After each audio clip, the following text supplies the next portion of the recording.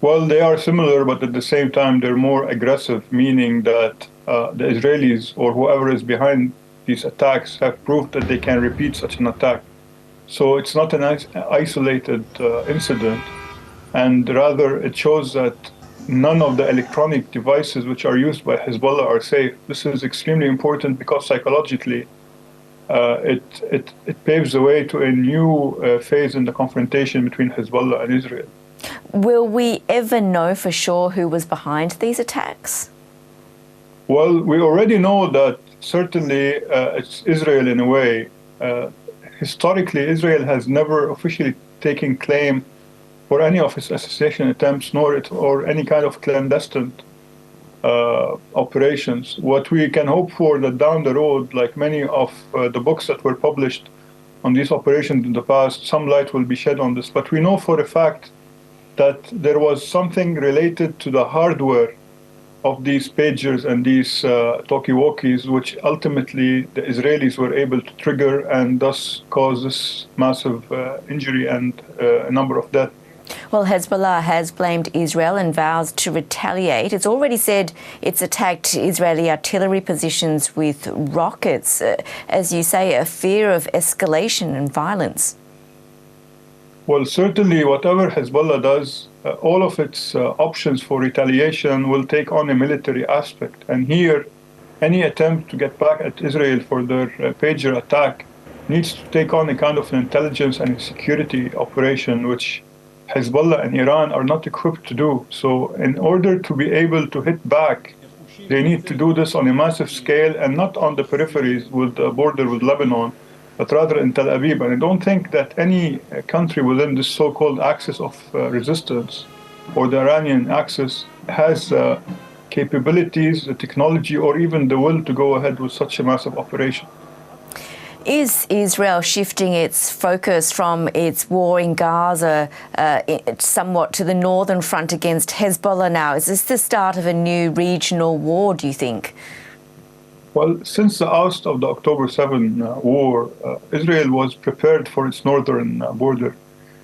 Contrary to what had happened in Gaza, the Israelis were taken off guard. In the case of Lebanon, the Israelis, ever since 2006 and even before, have been preparing for a potential confrontation with Lebanon. And thus, its so-called mentality and its approach and its planning has always taken into consideration the idea that they might have to fight on two fronts.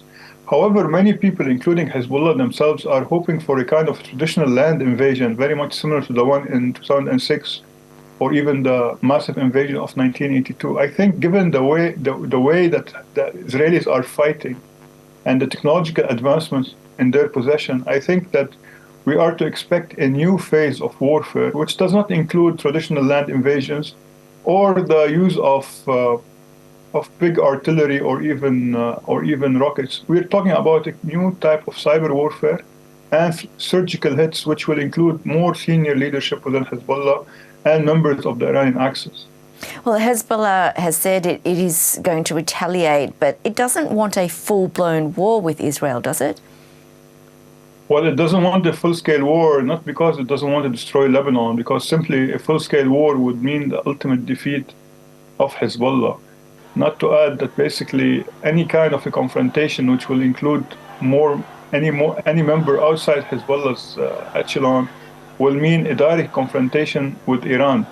And Iran did establish such proxy militias in order to protect itself, a kind of a forward base for their protection. So in case a confrontation does take place, and if Israel are successful in pushing Hezbollah to go to war, I think this is a confrontation that will not only see the US administration behind Netanyahu, it will be fighting in front of him.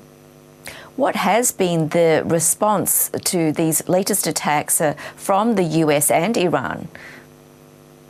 Well, the international community, the US, France, and the majority of the countries did not really condemn. They actually voiced their concern that such an operation would actually lead to a kind of full-scale war. But at the end of the day, and as you are aware, internationally, Hezbollah are branded as a terrorist organization, and thus any attack against people who are card-carrying members of Hezbollah are in a way fair game. And this is why the way that Hezbollah targeted the senior leader, Fuad Shukr, previously, is very, it's an evil genius move in a sense, because Fuad Shukr is also on the US hit list. So in a way, the way that Israel are going about it, they are fighting on behalf of the international community, or this is how they are projecting it to be. And why do you think these attacks have happened now? What do you make of the timing?